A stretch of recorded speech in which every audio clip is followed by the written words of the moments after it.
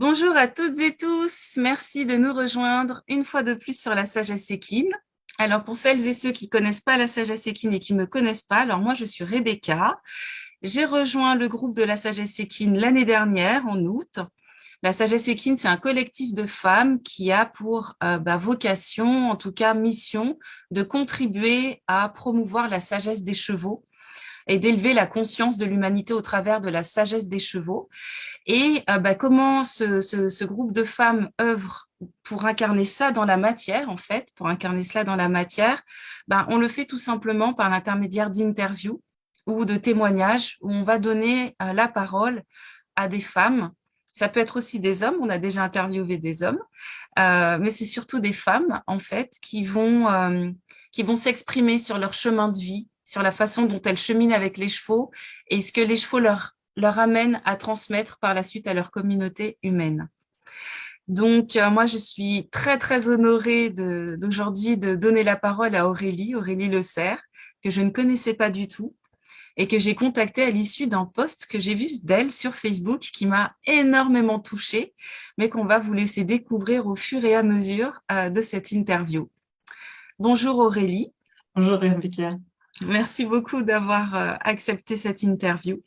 Merci à toi pour l'espace que tu nous offres, vraiment. Et merci aussi pour les chevaux.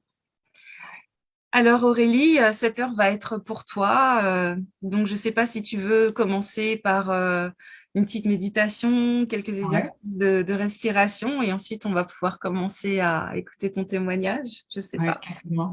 Effectivement, tu m'as proposé si je voulais commencer par une méditation et c'est un exercice que j'aime beaucoup qui me rapproche des chevaux.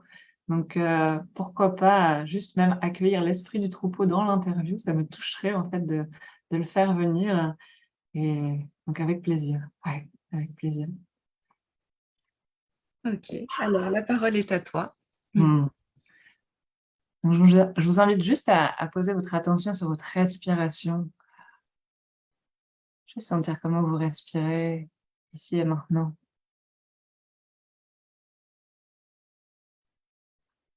Les chevaux ont le don de nous accueillir tel qu'on est ici et maintenant, hein, donc il s'agit juste d'observer la respiration, de l'accueillir telle qu'elle est.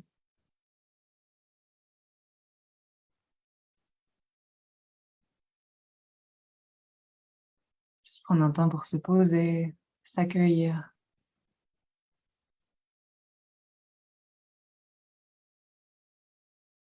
J'inspire et je sais que j'inspire.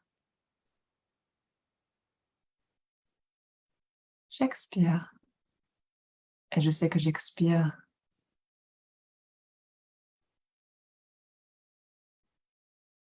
Dedans, dehors.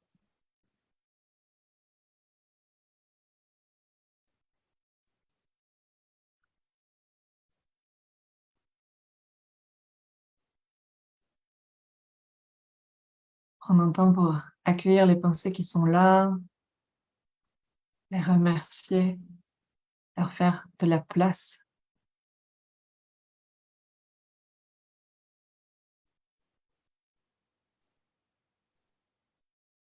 Pensez, je vous remercie et je vous permets d'être là.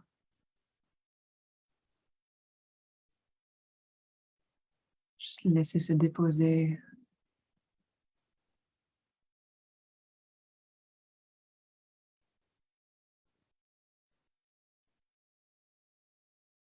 Accueillir aussi nos émotions. Les chevaux sont des êtres émotionnels. C'est la première chose qu'ils voient de nous, nos émotions. Ils nous invitent vraiment à les accueillir, à faire de la place à nos émotions, à laisser se déposer.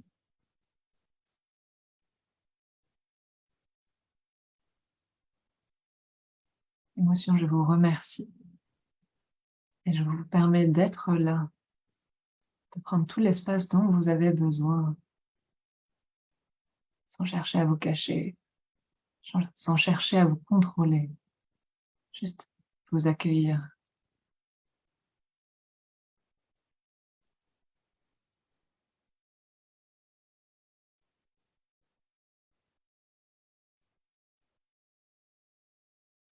Accueillir aussi l'espace de notre corps, le remercier lui aussi.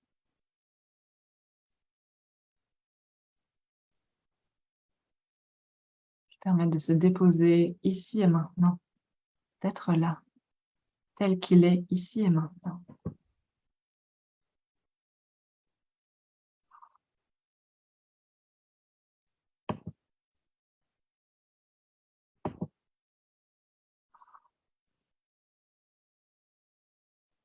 Juste se laisser descendre, s'asseoir à l'intérieur de soi-même, descendre dans notre assise, notre fessier qui rentre en contact avec la surface du sol. Juste s'asseoir à l'intérieur de soi.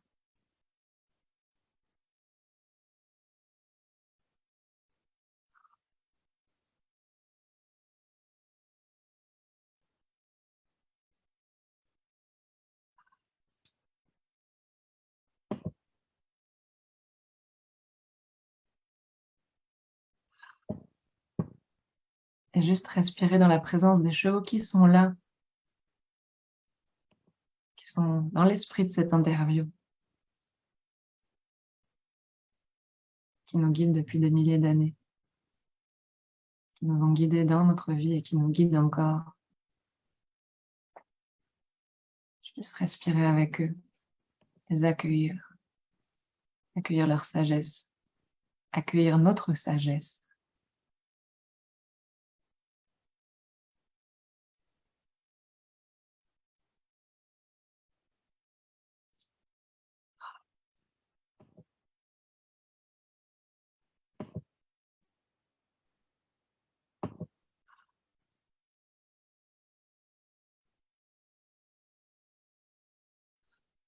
Merci. Merci à toi. Merci à toi, Aurélie. Bienvenue à celles et ceux aussi qui nous rejoignent, parce qu'on a du monde qui nous a rejoints pendant ta méditation. Ouais.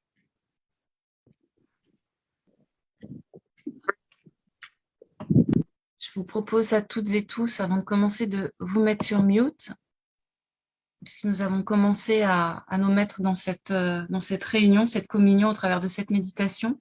Et je vais pouvoir maintenant laisser la parole à Aurélie. Aurélie, une fois de plus, merci beaucoup.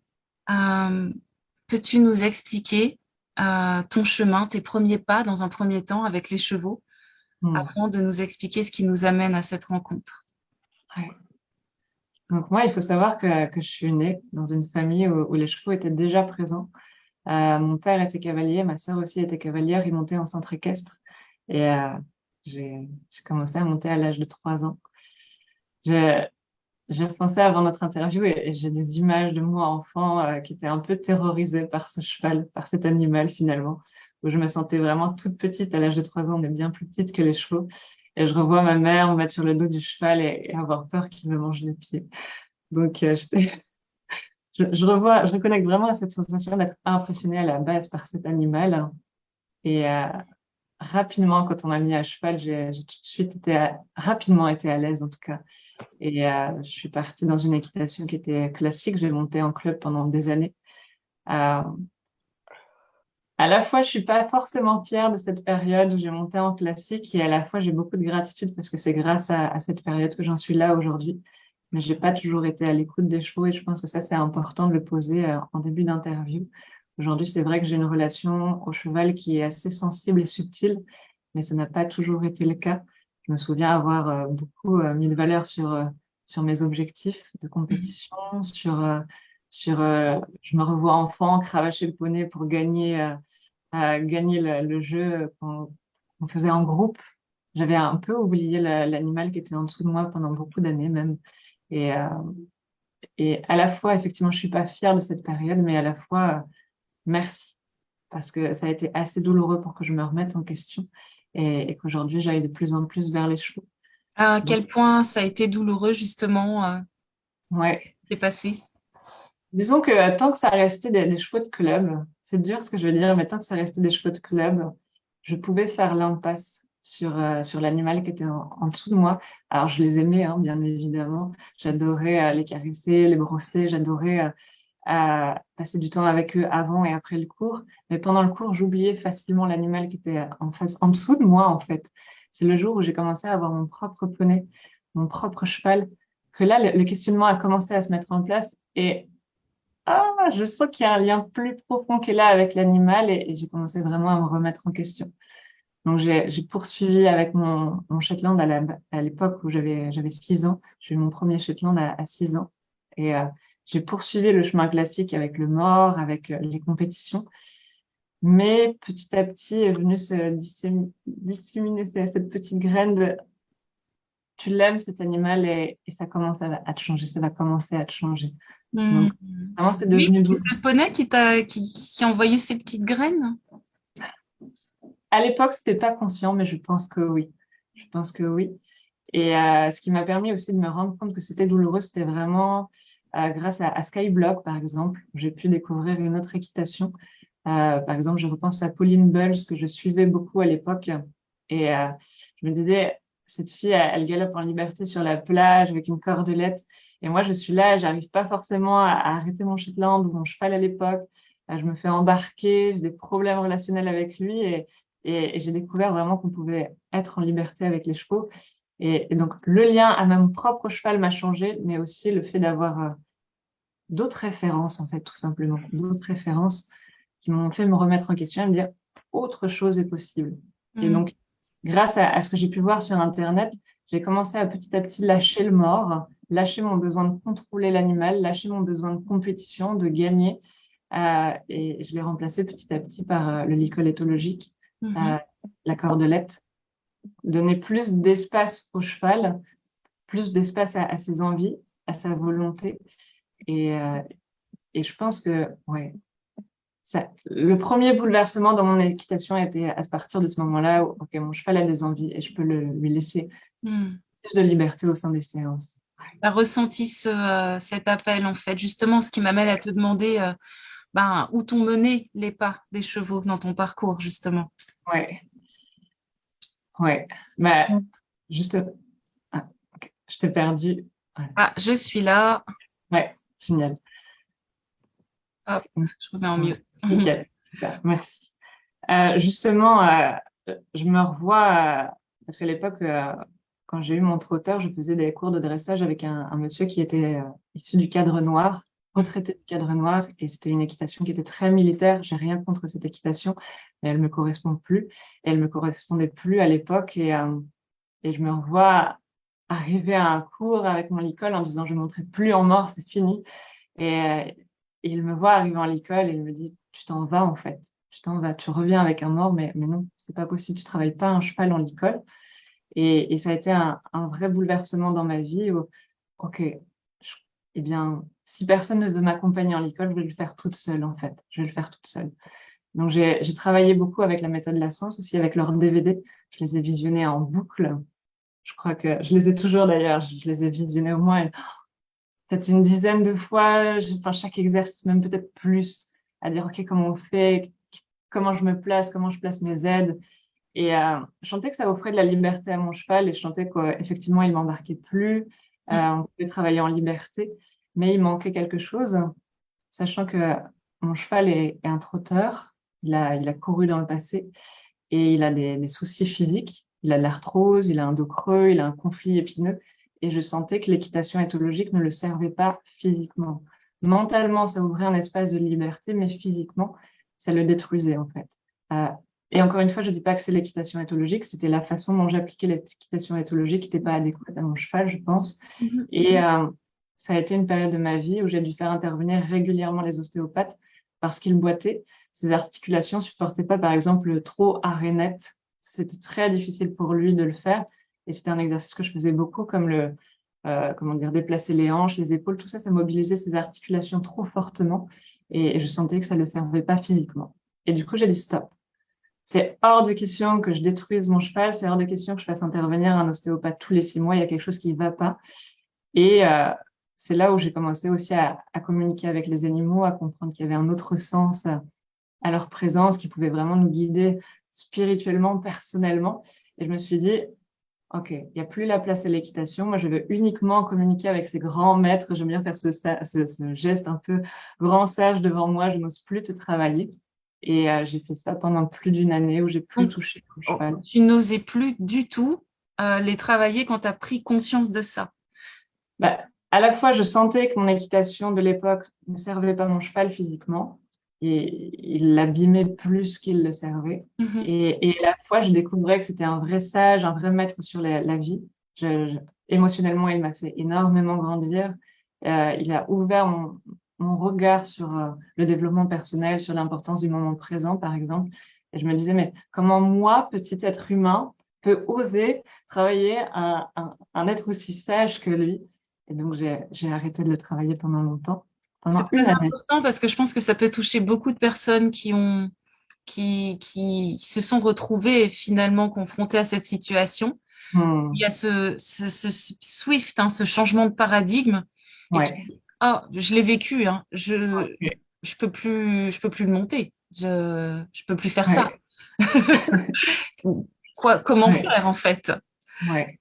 Donc du Carrément. coup, ça t'a emmené, comment t'as appréhendé les choses par la suite, justement? Est-ce que tu as complètement arrêté de travailler ton cheval? Ouais. Eh bien, ça a duré un an où justement, je me suis focalisée sur le développement personnel. Je me suis focalisée sur, je crois que c'est à ce moment-là où mon projet de reliance a commencé à monter, ce projet Un même souffle. Je me suis dit, en fait, il faut que j'accompagne l'humain à retisser un lien sacré avec les animaux, avec la nature, avec la vie. Et, et du coup, je me sentais plus du tout légitime de monter les chevaux parce que j'avais cette image de je monte à cheval, je les contrôle, je les utilise. Et c'était plus du tout en adéquation avec la vision du monde qui était en train de se dessiner de waouh, en fait, ce sont des véritables guides. Et en fait, ça a produit l'inverse, l'effet inverse de ce que je voulais, dans le sens où mon cheval n'était pas en troupeau à l'époque en plus, il était en paddock individuel et il s'est encore plus dégradé physiquement que Hmm. quand je le travaillais en équitation éthologique. Donc là, ça a été une grosse période challengeante pour moi où je me suis dit, alors tu travailles ton cheval, tu le détruis, tu le travailles pas, tu le détruis. Tu le vois comme un guide spirituel, mais effectivement, il est incarné, donc il y a un souci, il y a un problème. Comment trouver l'équilibre? Ouais, comment trouver l'équilibre? On en revient à ce sujet-là, effectivement. Et je me revois, à l'époque, j'étais chez mes parents, je me suis mise au milieu du rond de longe, à m'asseoir sur le podestre qu'il y avait au milieu avec mon cheval en liberté. On méditait beaucoup à l'époque ensemble. Je pouvais rentrer en méditation, elle venait derrière moi, elle se couchait. On avait vraiment vécu des moments hors du contrôle, en fait. Il m'a montré qu'il y avait une autre relation avec eux qui était possible, en fait. Et je me revois au centre de ce renonge en train de méditer et pleurer, en fait, fondre en larmes et me dire, mais qu'est-ce que je fais, en fait? Qu'est-ce que je fais? Je suis perdue. J'aime mon cheval. Je vois tout ce qu'il m'a apporté dans ma vie et je sais pas quoi faire pour le lui rendre et je sais pas comment faire pour m'en occuper en étant alignée avec mes valeurs, en fait. Donc, Et une forme d'isolement émotionnel confronté à, à cette vision, en fait, de j'arrête de le travailler, je peux plus lui demander de se soumettre, en fait, à ma volonté. ouais, Et si je le fais, physiquement, il se dégrade. Et, ouais, et moi, je ressens cette, cette émotion, cet isolement émotionnel, en fait. ouais, carrément. Ou finalement, quand je me replonge dans ma peau de l'époque où j'avais vraiment la sensation que la domestication avait détruit les chevaux quelque part et que je regrettais presque d'avoir un cheval et de participer à cette domestication qui, dans ma perception à l'époque, détruisait le cheval. J'entends tellement ça. Hmm. Donc finalement, moi j'avais ce fantasme de, OK, je vais le relâcher en liberté, il faut que je retrouve, je vais à une centaine d'hectares, que je trouve à louer ou une association, j'en sais rien, et je lui redonne sa liberté et je le lâche et il s'en va en fait. J'étais vraiment à ce stade-là où j'étais prête par amour pour mon cheval, à lui trouver une autre solution de vie et le libérer de la domestication. D'autant plus que, comme je disais, à l'époque, il était en paddock individuel et ça Hmm. lui correspondait pas physiquement. La Et domestication, c'est une distorsion, en fait, hein. Cette domestication, en fait, c'est la faille qu'on a créée dans l'équilibre que le cheval hmm, nous apportait dans les temps anciens. Parce que dans les ouais, temps anciens, nous étions des peuples nomades Les Ouais, chevaux marchaient à nos rythmes, enfin plutôt nous marchions à ouais, nos rythmes parce que ouais. c'était les herbivores et on marchait en même Mhm. temps qu'eux. Et Ouais. cette domestication les a rendus statiques, Oui, stagnants. Nous-mêmes, on est devenus statiques et stagnants. c'est-à-dire, ouais. Ouais. Et du coup, comment est-ce que notre rôle, en fait, c'est de faire évoluer cette domestication et de trouver un point d'équilibre. Et comment Ouais. est-ce que toi, t'as commencé à rentrer dans cette convergence? Eh bien, grâce à lui, grâce à Oslo, justement, mon trotteur qui avait des soucis physiques, où justement j'étais en larmes au centre de ce rond de longe, dans la confusion, vraiment. Et il est venu, vraiment, je le revois s'avancer vers moi sur le côté un peu, et il s'est posé et j'entends encore son souffle, en fait, vraiment très profond. Euh, J'adorerais vous le faire entendre, en fait, ce souffle qui vient de profondeur.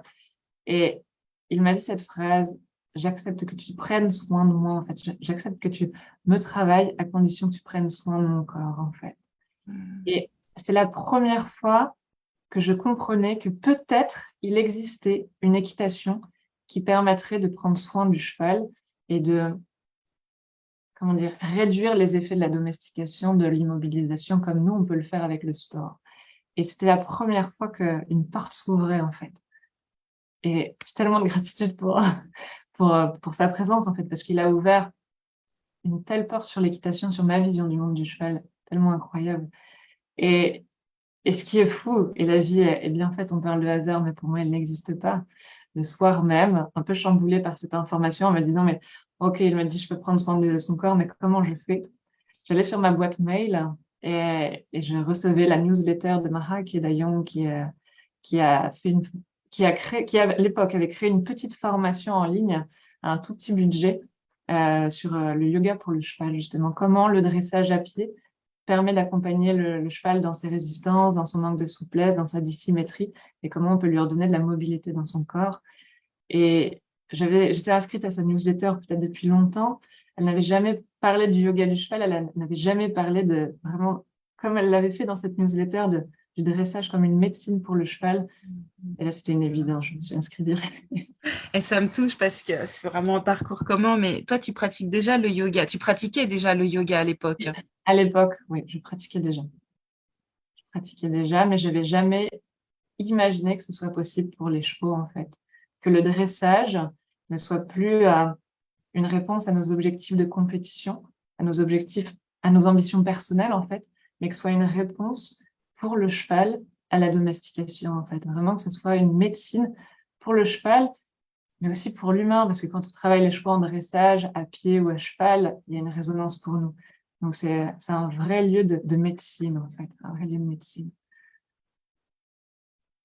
Donc, finalement, aujourd'hui, je fais une formation de coach et mon prof répète toujours confusion égale croissance. Et quand je vois ce moment qui a été très douloureux pour moi, où j'étais dans la confusion, finalement, ça a été mon point de départ. Donc, merci à cette confusion. Je vois une question, les noms et références seront transcrites. Oui, bien sûr, il y aura un espace. Alors pour ceux qui nous ont rejoints après, effectivement, je suis désolée, nous avions commencé par cette méditation qu'il était impossible de rompre. Il y aura un espace pour les questions, bien évidemment, après. Ouais, Aurélie, je voulais juste revenir sur pendant que tu travaillais ce travail, enfin c'est même pas du travail au sol, c'est un développement corporel ouais, qui immisce une relation énergétique aussi, si on ouais, peut le dire comme ça en fait, ouais. avec le cheval. Ça Hmm, t'emmenait à prendre conscience de certaines choses vis-à-vis de toi-même par rapport à tes objectifs de vie aussi ouais, ou ouais, carrément. Bah, en fait, à l'époque, j'ai mis du temps à me lancer pleinement dans cette formation parce que Mhm. comment dire, faut s'investir dedans. Enfin, travailler les chevaux dans une dimension de yoga, c'est assez quotidien finalement. Il faut vraiment être présent. Et à l'époque, je m'étais dit, tiens, et si j'en faisais mon métier? Je trouvais enfin l'équitation qui me nourrissait, Mhm. là où je pouvais vraiment être moi-même. Et je me suis dit, tiens, et si j'en faisais mon métier? Et du coup, je suis partie faire le scolaire programme de Mahaike, justement, où je me suis dit, tiens, je vais me former pendant 1 an, 2 ans, 3 ans, autant qu'il le faudra pour que je devienne instructeur de la méthode. Et je vais réaliser mon rêve de dressage en même temps avec mes chevaux parce qu'on doit former nos propres chevaux avant d'enseigner les autres, forcément. Et tu Donc, as combien de chevaux? Tu avais combien de chevaux à l'époque? alors, au tout début de cette formation, j'en avais deux. Mon Shetland de 27 ans, Wow. aujourd'hui, non, et donc mon tout premier Shetland, et Oslo, mon trotteur français qui était handicapé, entre guillemets. Aujourd'hui, j'en ai cinq. Je suis une grande amoureuse des trotteurs. Euh, Étant formée à une méthode de dressage qui permet de renforcer les chevaux, de les aider, peu importe d'où ils partent, j'ai adopté d'autres chevaux handicapés. Donc, pour moi, un cheval handicapé, aujourd'hui, on n'en fait pas plus, mais c'était, ah oui, je prends. J'ai un vrai défi autour du trotteur aussi. Là, ce sont pas des chevaux faits pour le dressage. Et si je me dis, si j'arrive à montrer des images de dressage avec un cheval qui est pas fait pour le dressage, ça va montrer toute l'essence de cette philosophie, toute cette essence de cette approche, en fait, hein. Mhm. Et Donc, qui tu nous sera, parleras après sur le chat, nous donner le nom, hein. ouais, Mhm. ouais. Voilà, si j'y arrive avec eux, j'y arriverai avec tous. Et donc, je sais plus où j'en étais avant, mais Alors avant, tu nous disais justement, c'était important que je puisse savoir de quel nombre tu es parti de chevaux, jusqu'à ouais, combien pour nous amener gentiment au sujet ouais, qui nous a ouais, réunis aujourd'hui. Tu en étais justement que cette méthode t'a tellement parlé et qui avait apporté tellement de bénéfices corporels et puis émotionnels à ton cheval que c'était devenu pour toi une vocation d'en ouais. faire ta profession au bénéfice des autres chevaux. Carrément. Et en plus, c'était une approche qui me permettait de moi grandir personnellement. Donc, j'ai retrouvé toutes mes valeurs hautes, en fait, autour du développement personnel, comment le cheval me fait grandir, comment il me renvoie par effet miroir mes résistances, mes blocages, mes émotions. Et vraiment, je m'épanouissais. Je croyais, en fait, m'épanouir vraiment dans cette approche jusqu'au jour où les chevaux m'ont renvoyé à cette évidence. Le dressage va pas sauver le monde. Le dressage va pas sauver le monde. Dans ma perception, encore une fois, c'est mon chemin. Et j'avais vu ce diagramme dont on parlait dans la formation justement des chevaux, l'ikigai, où est-ce que je peux être payée pour, qu'est-ce que j'aime, où est-ce que je suis talentueuse et comment je peux servir le monde. Et l'ikigai était rempli, sauf dans est-ce que ça sert le monde? Je sentais que non, en fait. Je sentais que l'urgence était ailleurs. Et encore une fois, c'est pour mon chemin personnel. Je sentais que l'urgence était ailleurs. Donc toi, tu avais une sensibilité en dehors de ton propre épanouissement personnel, de ta propre quête aussi spirituelle, de ton propre développement personnel pour ton propre chemin. Tu avais une Ouais, sensibilité qui était déjà ouverte sur la responsabilité qu'on a sur notre planète entière, sur notre monde. carrément, carrément. Et je l'avais déjà parce que finalement, j'accompagnais déjà l'humain dans la reliance à la nature, apprendre à retisser un lien sacré avec la nature, avec le vivant, avec les animaux. Mais à la fois, je me sentais un peu dispersée, à la fois, j'avais une activité de travail du cheval, à la fois, j'avais une activité de reliance qui générait aussi, la dispersion générait pour moi beaucoup de fatigue finalement. À la fois, il fallait que je communique sur ça, à la fois, il fallait que je communique sur ça, à la fois, il fallait que j'accompagne ici et que je me ressource assez pour être disponible dans la carrière avec les chevaux. Donc, la dispersion me prenait beaucoup d'énergie. Des parts Et de toi partout. ouais, c'est ça. Et à la fois, voilà, quand je me suis confrontée à cet ikigai et que j'ai vu, mais non, en fait, le travail du cheval va pas servir le monde. C'est pas là où je dois servir le monde, en fait, plutôt. C'est pas à cet endroit-là. Et du coup, j'ai vraiment senti les chevaux me pousser et me dire, va accompagner l'humain. C'est là qu'on va vraiment pouvoir faire switcher le monde. Si l'humain se rappelle qui il est vraiment, si l'humain est dans la gratitude, s'il répare son lien à la vie, s'il voit la perfection de la vie, là, il va y avoir un vrai basculement. Mhm. Et finalement, c'est là où est la mission des chevaux aussi, hein. C'est là où je les rejoins et je les retrouve. On a tous cet exemple finalement de cet animal ou de ce cheval qui pardonne nos erreurs.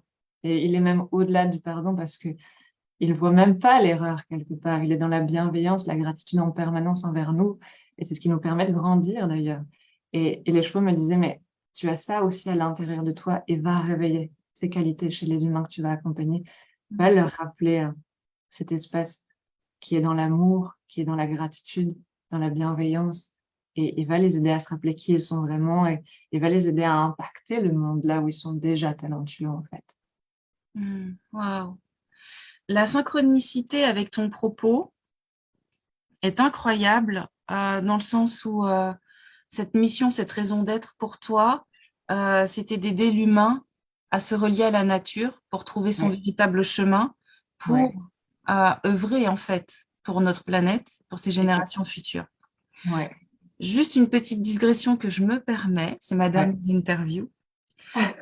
Je chemine avec les mères de clan et c'est là que ça devient hyper intéressant. Je ne sais pas si certains d'entre vous connaissent, en tout cas, c'est 13 mères de clan sur 13 cycles lunaires. Sur une année, il y a 12 lunes. Il y a une Ouais, 13e, en fait, lune, donc 12 mois, 13 lunes. Et là, nous sommes dans le cycle de la 9e mère de clan. Chaque mère de clan, c'est des sagesses amérindiennes. Euh, c'est un esprit venu de l'univers qui s'incarne dans le corps d'une femme et qui oublie sa sagesse universelle dans ce corps de femme et qui doit réapprendre, redécouvrir pour transmettre à la communauté humaine. Le 9e cycle lunaire s'appelle la femme du soleil couchant.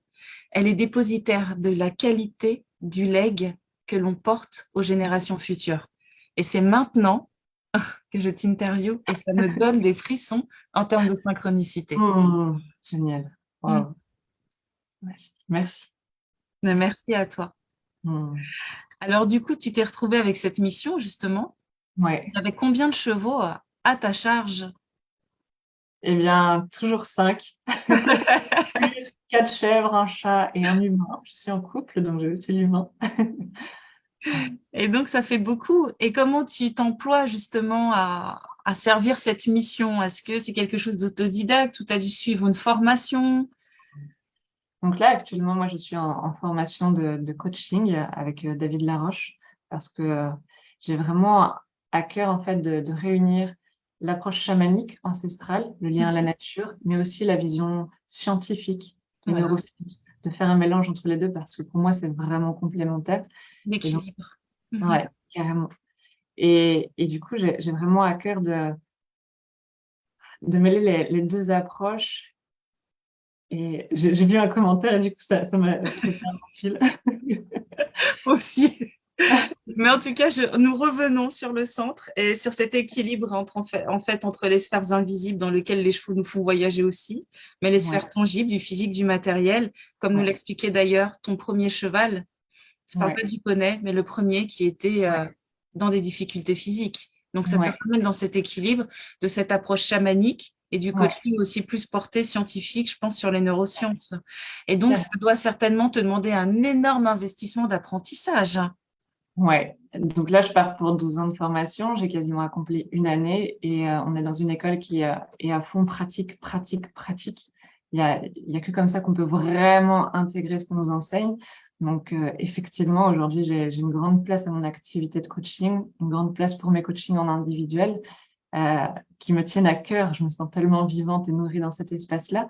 Et du coup, effectivement, toujours dans cet esprit de se focaliser, que m'enseignent beaucoup les chevaux, à un moment, il faut faire un choix. Mhm. Est-ce que pendant longtemps, j'ai voulu faire les deux, la formation, continuer un petit peu le travail du cheval, continuer le travail de mes chevaux, continuer d'autres passions que je peux aussi avoir, la photographie, tout ça.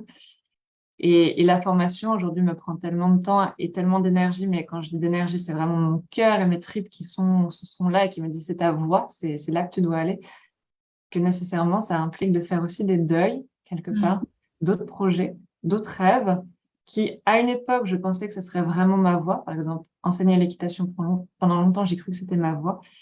De faire le deuil de ce rêve et de dire, OK, sois honnête avec toi-même, sans où est-ce que tu es vraiment vivante, où est-ce que tu as naturellement de l'énergie, où est-ce que tu pourrais commencer ta journée de travail à 6 heures du matin et la finir à minuit le soir sans aucun problème.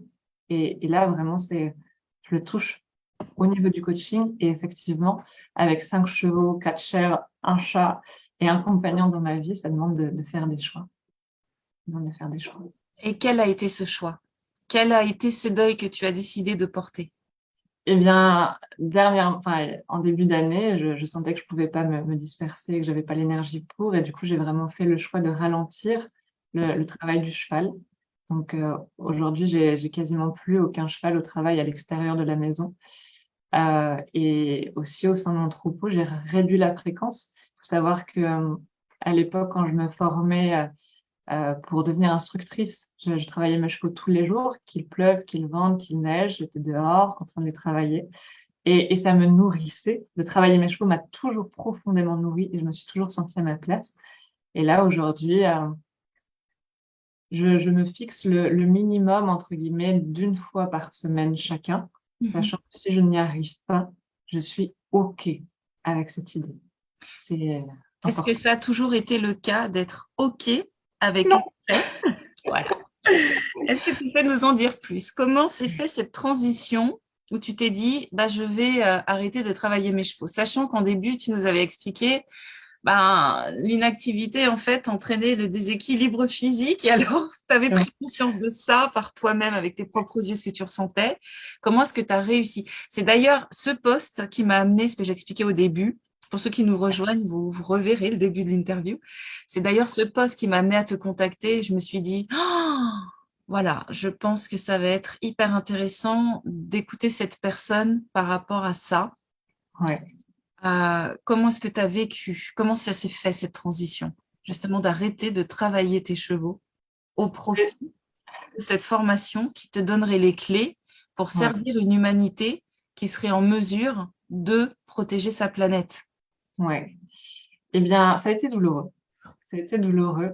Comme quand on doit faire un choix, hein. De toute façon, un choix implique toujours de lâcher quelque chose et ça a été douloureux. Là où j'ai eu de la chance, entre guillemets, c'est que la vie est bien faite et que aujourd'hui, mes chevaux sont en troupeau. Alors, ils sont en paddock la journée et la nuit au champ. Donc, ils sont pas encore totalement autonomes et on a un rêve d'un lieu où ils galopent en liberté sur des espaces. On fait tout pour y arriver, mais pour l'instant, c'est pas le cas. Mais ce qui m'a aidé quand même, c'est de me dire, OK, mes chevaux ne sont plus en paddock individuel. Ils marchent, ils sont en troupeau, ils ont des stimulations mentales. Ils n'ont plus besoin de moi, comme ça a été longtemps le cas. Ils avaient besoin de moi pour bouger. Aujourd'hui, ce n'est plus le cas. Donc déjà, ça m'a aidé. Ce qui a été le plus douloureux finalement pour moi, ça a été de lâcher mon rêve de dressage en fait. J'ai ce rêve depuis que je suis enfant. Avec mon Shetland, j'ai passé des heures à essayer de le faire piaffer. C'est pas un exemple à suivre, j'ai fait beaucoup d'erreurs, mais il était déjà là. Le rêve de dressage, d'harmonie, d'équilibre, il était déjà là. Et j'avais l'impression d'avoir dédié mon temps, ma vie, à ce rêve de dressage et de switcher et de dire, ah ben non, finalement, je vais être coach et tant pis, plus tard. Et Mhm. ça a été douloureux. De dire, non, je lâche mon rêve. Ça a été douloureux. Et c'est là où, en fait, j'ai fixé un compromis de, OK, l'idée, c'est peut-être pas d'arrêter complètement ton rêve, de le mettre sous le tapis et dire, de faire comme s'il n'était pas là, parce qu'il est là. Ce rêve de dressage, il est là. Mais ça serait, au lieu de le dire, je vais l'atteindre dans 5-10 ans, je vais l'atteindre peut-être dans plus longtemps, c'est pas grave. Et de réduire la fréquence et de, tiens, qu'est-ce qui est écologique pour moi aujourd'hui, par semaine? Eh bien, une fois par semaine, avec chaque cheval, c'est écologique pour moi, ça les fait avancer, je nourris mon rêve, mais beaucoup moins rapidement que ce que j'avais prévu à la base. Mhm. Comment l'ont vécu tes chevaux? Comment tes Complètement. chevaux, pardon, ont vécu Ouais, cette transition? ouais, Qu'est-ce qu'ils t'ont transmis? Qu'est-ce que tu as ressenti de leur part? complètement OK. Et moi, ça m'a beaucoup enseigné, en fait, sur la nécessité de ma présence, en fait. J'étais convaincue que j'étais indispensable à leur vie. Et j'ai de l'émotion qui monte parce que ça me rappelle aussi ce que m'a transmis ma chienne avant de partir l'année dernière, ou juste avant son départ, j'ai dû m'absenter pour le travail pendant une semaine et quand je suis rentrée, on a dû la faire euthanasier. Et c'était déjà l'enseignement qu'elle me transmettait. Je suis malade, mais tu peux partir. Tu peux partir, fais confiance. Tout ne repose pas sur tes épaules. Et je portais ça aussi avec les chevaux finalement, de leur bien-être repose uniquement sur mes épaules. Et si je suis pas là, ils sont pas heureux. Et, et là, j'ai switché. Grâce à cette formation, grâce à cette intensité que je touche aujourd'hui, j'ai pu lâcher cette croyance que aujourd'hui, je suis pas là, ils se débrouillent bien. Mm. Et je dirais même, ce qui me pousse à faire aujourd'hui, c'est prendre soin de moi. Prends soin de toi et sois honnête avec toi, sans dans ton bas-ventre, où est-ce que tu es vraiment profondément vivante. Et si nous travaillons une fois par semaine, c'est de l'obligation, ne viens pas, on veut pas te voir. Touche vraiment qu'est-ce que tu as envie, qu'est-ce que tu as profondément envie et prends soin de toi. À une époque, je travaillais les chevaux, mais je faisais plus mon yoga. Mm. Donc, j'avais des chevaux qui devenaient de plus en plus souples, de plus en plus confiants dans leur corps. Et moi, je marchais comme un cow-boy parce que j'avais mal partout. Et c'est pas cohérent. Donc, ils préfèrent une fréquence plus basse, mais un alignement vraiment profond. Mhm. Ils attendent de nous la congruence, hein, c'est l'alignement entre le ressenti intérieur Ouais, et ce qu'on exprime à l'extérieur, en fait. ouais, Mm. Donc, du carrément. coup, ça a libéré des espaces pour toi, sachant que ben, tes chevaux, ils sont pas en pension, c'est toi qui t'en occupes, en fait. Donc, il y a quand Ouais, même ces soins où tu les vois aussi, j'imagine, assez fréquemment, quoi qu'il ouais, arrive. Mais quels espaces ça a ouvert en dehors du fait de ta formation, de tes cours, de te plonger profondément dedans? Est-ce qu'il y a des choses que tu as pu redécouvrir, retoucher ouais, tes goûts qui t'avaient manqué parce que tu ouais, étais complètement soumise à l'autre, même si c'est l'être équin, et que tu t'étais ouais, oubliée? ouais, carrément. Il y a juste le plaisir de prendre soin de moi. C'est, c'est, enfin, je veux dire, c'est bête, mais c'est tout simple. Mais là, le matin, avant de commencer ma journée, je m'assois sur mon tapis de yoga, je respire, je fais ma petite séance de yoga d'une demi-heure, je fais mes automassages.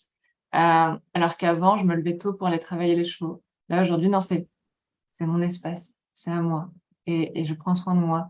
Ou j'ai redécouvert le sport aussi, parce que avant, je faisais plus de 10 kilomètres par jour. J'avais calculé avec une appli les kilomètres que je faisais. Et aujourd'hui, en tant que coach, à la rigueur, je fais mes coachings debout, mais je bouge plus autant qu'avant. Je bouge plus autant qu'avant. Donc, mon corps m'appelle aussi et me dit, mais j'ai besoin de bouger. J'ai vraiment besoin de bouger. Et j'ai envie de faire du sport. Donc, je me suis remis au rameur, qui est un sport Mhm. extraordinaire pour les cavaliers que je conseille d'ailleurs. Parce que quand on a des chevaux à la maison, quand on les change de champ, on va porter des bidons hyper lourds, on va se faire mal au dos parce que c'est une fois toutes les semaines et on n'est pas musclé pour.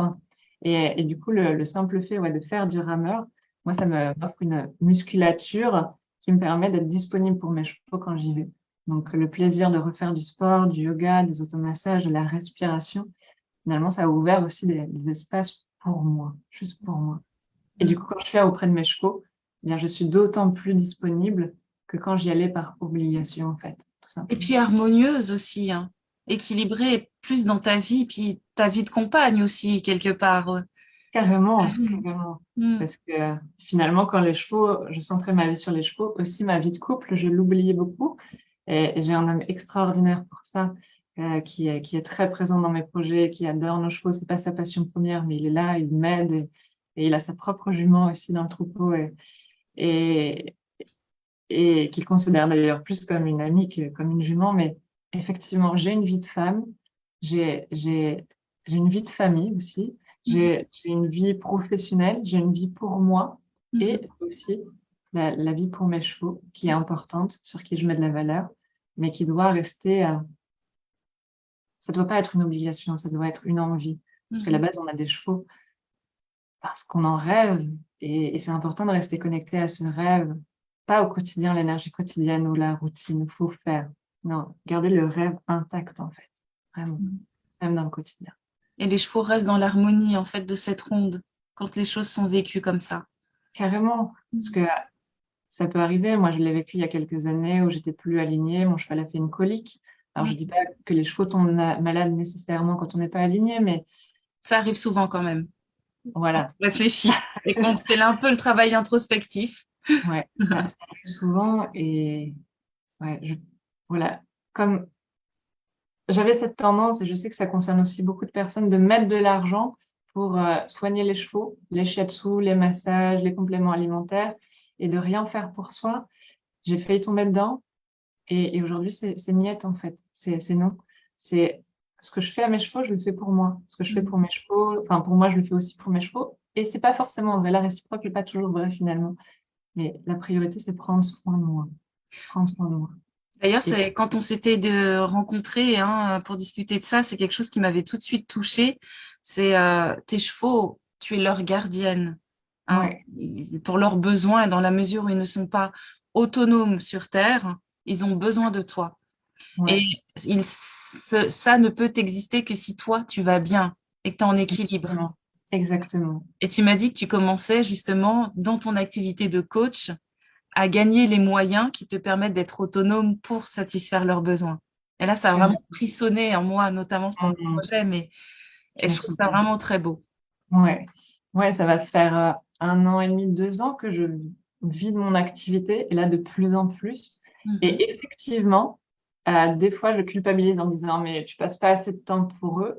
Et je me dis hey, t'es en train de gagner de l'argent pour qu'ils aient du foin à volonté. Et ça a quel prix pour un cheval d'avoir du foin à volonté?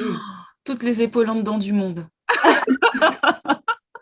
C'est vrai, ils ont, en plus d'aller être auteurs, ils ont besoin de manger. Ça a quel prix? Mhm. D'avoir à manger. Mhm. Donc, je pense que ce serait pas cohérent de dire, OK, je réduis mon activité professionnelle parce que je culpabilise, parce que je suis pas assez près de mes chevaux. Non. Non, parce que si je peux pas leur payer du foin à volonté, ça sert à rien. Mhm. Ça- Donc, effectivement, je préfère être moins présente, être leur gardienne. Et ça me fait frissonner aussi à nouveau de reconnecter Ouais. à cette énergie-là. J'assure leur sécurité. Je donne tout ce que je peux, le mieux que je peux. Mais parfois, ça implique de nourrir d'autres domaines de ma vie. Et c'est pas parce que je nourris d'autres domaines que je suis pas présente pour eux. Au contraire. Je sais aussi pourquoi je travaille, en fait. Mon Mhm. métier me nourrit, m'épanouit. Je pourrais le faire gratuitement, sincèrement. Ceux qui me connaissent le savent. Mais voilà, aujourd'hui, l'argent, elle permet de prendre soin de ses chevaux et merci. Merci. C'est tellement important. Merci pour ce témoignage parce que j'avais vraiment envie que les personnes puissent entendre ça parce que ça résonne vraiment.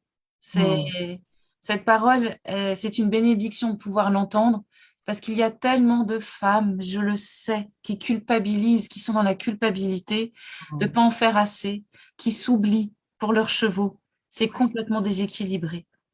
J'étais professionnelle, moi aussi, alors plutôt dans les soins. Et dans les écuries dans lesquelles je passais, je voyais tellement de distorsions, de Hmm. dépression, de mal-être humain, et à côté d'instabilité physique du cheval.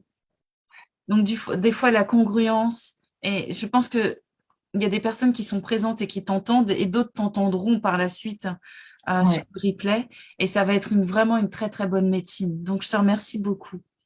Merci à toi. En revanche, ces derniers temps sur Facebook, j'ai cru voir quelques posts passés qui changent du tout au tout. Peux-tu nous en parler? Effectivement, depuis notre appel, parce qu'on s'est appelé, je sais plus, il y a un mois, je crois, je sais plus, on va dire un mois. Ouais, Et, c'était il y a un et, mois. et je Le mois sens, d'août, ouais, ouais, bon, bref, un mois. ouais, Une ligne. et je sens mon bas-ventre qui se réveille à nouveau, en fait, pour ce rêve de dressage. Et j'ai touché, en fait, quelque chose d'important, où je me dis, Aurélie, tu es en train d'accompagner les gens, les personnes que tu accompagnes, finalement, à aller vers leurs rêves et à tout donner pour aller vers leurs rêves. Et tu peux pas, toi, sacrifier ton rêve pour accompagner d'autres personnes à aller nourrir leurs rêves. C'est pas possible, c'est pas aligné. Et du coup, là, je passe beaucoup plus de temps avec mes chevaux que quand on s'était appelé. Euh, et je le fais pas par obligation, c'est la nuance. Quand on s'était appelé, j'avais arrêté parce que j'y allais par obligation, je devais les travailler pour qu'ils soient en forme. Là, j'y vais vraiment par envie. Et c'est fou ce qui peut se passer à leur côté. J'ai le Shetland là en ce moment qui me harcèle entre guillemets pour travailler. Dès que je rentre un cheval dans la carrière, il vient en liberté à fond. Il fait moi, je veux travailler, travaillez-moi. Alors qu'il a 27 ans et il détestait ça. Il voulait jamais venir. J'avais fait le deuil de notre relation en me disant c'est un cheval qui est épanoui. Maintenant, il est en troupeau. Il a une vraie vie de cheval et c'est OK. Tu ne travailleras pas et c'est OK. Et là, il revient. Il revient à fond même. Donc, effectivement, j'ai augmenté mon intensité de, de travail avec les chevaux. Je suis revenue à eux avec plus d'intensité, sans pour autant me disperser. Mhm. Euh, c'est ce que je disais à mon compagnon la semaine dernière. Je dis, c'est assez dingue. J'ai un emploi du temps assez chargé finalement aujourd'hui, mais j'ai un tel plaisir à le faire que les journées s'enchaînent naturellement. Et je fais tellement de choses dont le travail du cheval qui revient avec mes propres chevaux, que waouh, parfois juste connecté à l'envie, à, au bas-ventre, ça nous propulse en fait, ça nous propulse et ça nous donne une énergie, une ressource qu'on n'avait pas forcément avant, quand on est dans le il faut, je dois. Mhm. Mm. Ah, c'est beau. Et donc, du coup, ça fait comme un parcours qui a été tissé entre le moment où on se dit il faut que j'en fasse moins avec les chevaux parce que j'ai besoin, moi, de me réaliser pour Ouais, leur propre bénéfice aussi à eux, ouais, mais avant tout aussi pour le mien, parce que moi, quand je suis bien, eux, ils sont bien, Ouais, pour finalement retrouver l'équilibre, à être ouais, beaucoup plus présente avec eux, sans oublier toutes les parts que tu as retrouvées avec toi. Et ouais. finalement, se laisser le temps de vivre. Ouais. Et puis là, voilà, c'est facile pour moi parce qu'il fait beau. Enfin, il fait beau, mais pas trop chaud, donc je peux les travailler quand je veux. Ouais, ça a changé aussi, ça aide beaucoup, ça. Ça a Mm, changé, c'est-à-dire que là, j'ai une dispo à 14 heures, entre 14 heures et 15 heures, par exemple, je peux aller les travailler. Alors mm. qu'avant, c'était la canicule, il faisait hyper chaud, je pouvais pas les travailler à 7 heures cette du heure-là. matin, 22 heures, c'est pas Voilà, possible. ça me nourrissait pas non plus. Ouais. Mais voilà, je suis pas à l'abri que le mois prochain, il n'y ait plus aucune publication sur le travail du cheval parce que j'ai plus le temps. Et ça sera OK, en fait. Ça sera OK. Juste cueille le jour, cueille ce qui est là maintenant. Et là, j'ai de la disponibilité pour mes chevaux. On en profite à fond. Et peut-être que demain, j'en aurai plus. Et ça sera OK, en fait. Ça sera OK. Mhm. Mm. Mm. Merci beaucoup, Aurélie. J'ai une toute petite dernière question à te poser. Cette question, je la pose à chaque fois avant OK. tes questions. Tu as commencé par être cavalière et tu es devenue Ouais. femme de chevaux. Et quel est ton petit mot, ta petite astuce pour qu'on puisse passer de l'état de femme de chevaux à femme qui court avec les chevaux? Pour faire honneur à Clarissa Pinkola Estés de Femme qui court avec les loups. Ouais. Quelle serait l'astuce? Hmm. Euh, Accepter que les chevaux sont bien plus profonds que ce qu'on peut imaginer. Et qu'on n'a que à les découvrir, vraiment.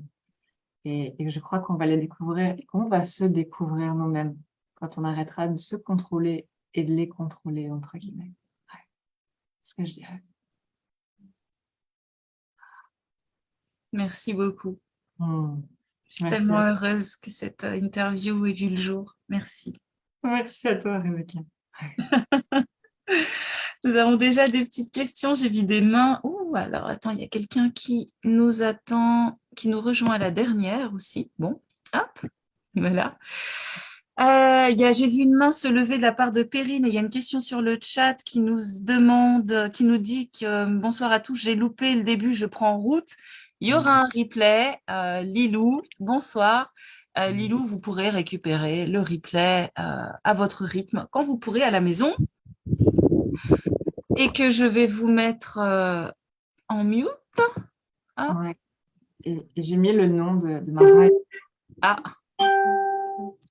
qui n'est pas en mute, s'il vous plaît. Ah, Laure n'est pas en mute. Ah, voilà. Laure, elle a disparu. Ça y est, elle s'est mise en mute. OK, super. Alors, pour les questions, pour que ça soit beaucoup plus simple pour tout le monde, super pour Marie. Oui, alors du coup, ce que je vais faire aussi, parce qu'une fois qu'on met le replay, tout ce qui est sur Zoom, tout ce qui est chat disparaît en fait, enfin n'est pas visible. Ouais, carrément. Donc, Marie de Jong, en fait, straightness, je le note, et puis je le remettrai. Et en même temps que j'écris, comme on fait plusieurs choses en même temps, est-ce que c'est possible pour les questions, s'il vous plaît, juste d'utiliser la main levée, et puis ensuite je vous unmute et vous pouvez poser votre question directement à Aurélie. Et je crois que de toute façon, pour respecter, il y avait Perrine qui avait déjà levé la main en premier. Alors Perrine, si ça joue pour vous, je vous enlève le mute pour que vous puissiez poser votre question. Alors, elle disait dans le chat Ah, que c'était juste un clap-clap. Elle n'a pas levé la main. ah d'accord. Ah, c'est un clap-clap. Super, très bien. OK. Est-ce qu'il y a des questions autrement pour Aurélie, qui, je pense, de toute façon, sera accessible par la suite, hein. Carrément, avec grand plaisir. Ouais. Donc, Anita, nous avons répondu à votre question avec les noms et références. Pour les mères de clan, bah oui, Pauline sera contente. J'anime les cercles en Suisse. Et il y a beaucoup de liens et de synchronicité, je trouve aussi, avec les chevaux euh, et la sagesse des chevaux. Voilà. OK. Mm. Ah, je vous remercie tous. Bah, c'était ma dernière interview pour la sagesse équine. Moi, je vais continuer à développer mes propres projets sur ma page Dans les pas des chevaux, qui sont très importants. Ah, 2 minutes pour attendre les questions, on digère. Ah, d'accord. Oui, alors on va attendre 2 minutes, mais Ouais. après, N'hésitez pas, même s'il y a, alors, je ne sais pas si tu ouvres cet espace-là, Rebecca, mais même s'il y a eu des résonances, des choses comme ça, ouais. soit ici ou soit par écrit, avec grand plaisir, même s'il n'y a pas Ou dans forcément. le groupe de la sagesse équine, parce que le groupe a vraiment été créé aussi pour ça. Donc, je mettrai le lien Zoom, il va prendre un petit peu de temps à s'enregistrer. Je pense que vous connaissez Zoom, ça prend du temps à s'enregistrer. Moi, je le fais sur l'ordinateur de façon Ouais. à reposter le lien. Et sur Facebook, ça prendra autant de temps. Donc, vous l'aurez dans la soirée. Et à partir de ce moment-là, je le mettrai dans le groupe, la sagesse équine groupe. Et dans cet espace-là, ben même toi, Aurélie, tu pourras venir mettre des informations sur Marieke ou des choses qui te viennent. Et Ouais. vous pourrez aussi poser les questions directement à Aurélie sous le post justement de l'interview.